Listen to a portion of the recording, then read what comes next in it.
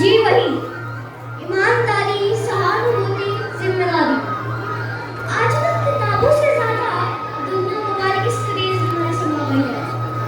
हर समस्या से समाधान है वहाँ, पर क्या वहाँ से वो सुलह मिलती है जो बड़े अपने मुख से समझाई जाती है? क्या वहाँ से वो हाथ मिलाने का सुकून और चेहरे पर झुर्रियों वाली मुस्कुराहट मिलती है जो हमें आगे बढ़ने का रास्ता दिखाती है? आइए देखें एक परिवार जहाँ सुसंस्कारों की ज्योति अंधकार में जाती है। किताब भी खोल लिया करो, ये मोबाइल तुम्हारे भविष्य का साथी नहीं बनेगा। तुम्हारा बदल गया है, आजकल दुनिया किताब से ज्यादा मोबाइल में है। बेटा, इंसान की असली पहचान उसके संस्कारों से ही होती है। ये मोबाइल हमें संस्कार नहीं सिखाते, हमारी मिट्टी के बारे में नहीं बताते। समाज तब फलता है जब उसके अंदर ईमानदारी और करुणा हो। दादी, तुम्हारा बदल गया है, आजकल कौन ईमानदारी से आगे बढ़ता है? पैसा और पावर ही सब कुछ है। देखो, हमारी है ना। भाई, अगर समाज से स्वार्थ और लालच से आगे बढ़ेगा तो वो टूट जाएगा। अच्छा, एक बात बता, हमारे मम्मी पापा हमारे लिए इतनी मेहनत कर रहे हैं, इसमें उनका क्या स्वार्थ है, क्या लालच है, बता। बस, तुम देख कर आवाज करो, मैं जा रहा हूँ।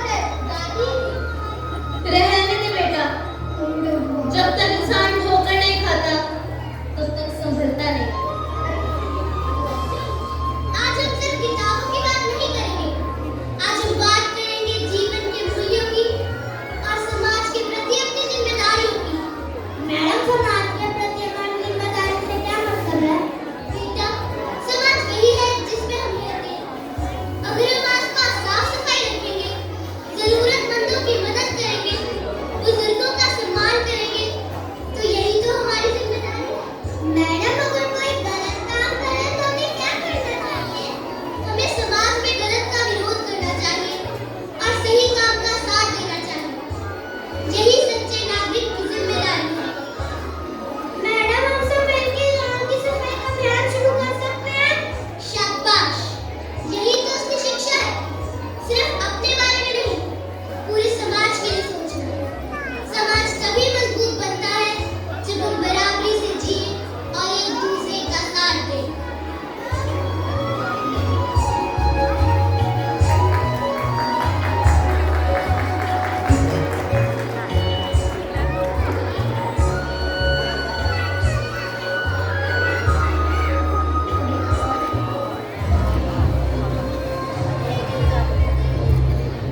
राम जी, मैंने सारे गाँव में बुला लिया है। राम राम बुजुर्गों। ये मेरे मित्र राघव जी हैं। ये बहुत फेमस बिल्डर है। इन्होंने कई गाँव को जन्नत बना दी, जन्नत। क्या आप चाहते हो हमारा गाँव भी जन्नत बने? हाँ भाई, हाँ। राम राम भैया। राम राम बेटे, राम राम। मेरे गाँव में रहता था। आप ही के जैसा था, पर आज मेरे पास किसी भी चीज की कमी नहीं है और मैं चाहता हूँ कि आप सबके पास भी न रहे। क्या बात कर रहे हो? कुछ समझ में नहीं आया। समझाता हूँ भाई साहब, समझाता हूँ। मैं पैसा, नाम, शोहरत सब तुम्हारे दिखलाऊं, वो भी किसी भी कीमत पे। भाई साहब, ईमानदारी कोई चीज होती है। ईमानदारी है, वो तो सिर्फ किताबों में अच्छी लगती है, असल जिंदगी में उसका कोई मूल नहीं है। सही कह रहे हो। भाई साहब, शहर वाले बहुत पैसा दे रहे हैं। भाई, कुछ लोग तो कह रहे थे मेरी बेच दो। जी बिल्कुल समझ गए हो नाना। बेटा, याद रखो, पैसा साधन है, लक्ष्य नहीं। अगर पैसा लाकर संस्कार ही खो दिए तो हमारे पास बचा ही क्या? दादी, बेहतर जीवन के लिए थोड़ा सा तो सेक्रीफाइस करना पड़ता है ना। हाँ दादी, हाँ। चलो फिर, करवा पानी करने तैयार। नमस्कार दादी जी। दादी ना सही तो मामा भी सही। नमस्कार मामा। नमस्कार भाई, नमस्कार। हम आपकी मदद करने के लिए आए हैं। राघव जी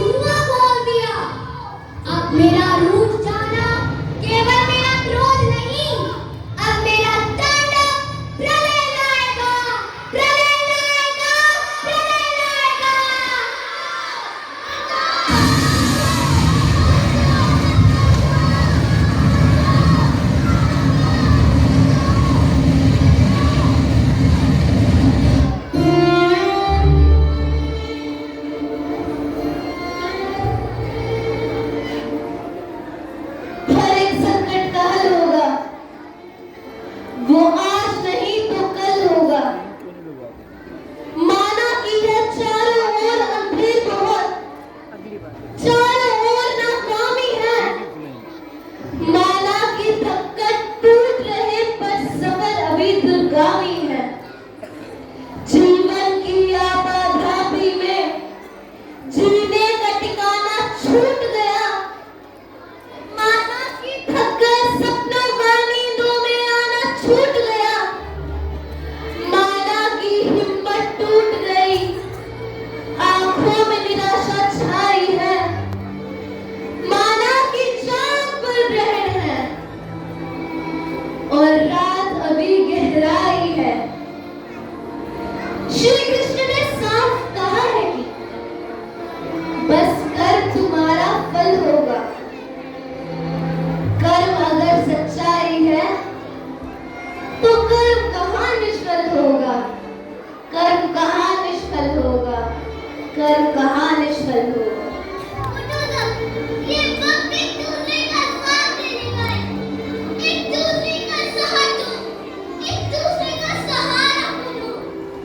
काम वालों, हथियार ना सिर्फ हर बच्चे में, बल्कि रिश्ते में मजबूत हो गए, क्योंकि इस संकट ने हमें याद दिलाया है कि हम अलग नहीं हैं।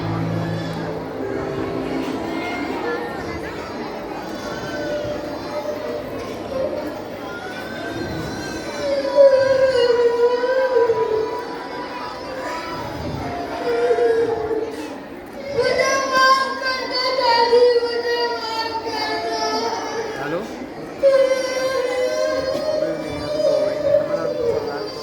मैं भूल गया था। ये मेरी ही तो जड़ है, ये मेरे ही तो लोग हैं। मॉडर्न बनने के चक्कर में, आधुनिकता को बनाने के चक्कर में मेरी आंखों पर पर्दा पड़ गया था दादी, मुझे माफ कर दो दादी। बेटा, अगर सुबह का भूला शाम को घर लौट आए तो उसे भूला नहीं कहते बेटा। पश्चाताप से बड़ी कोई सीख नहीं है। मैं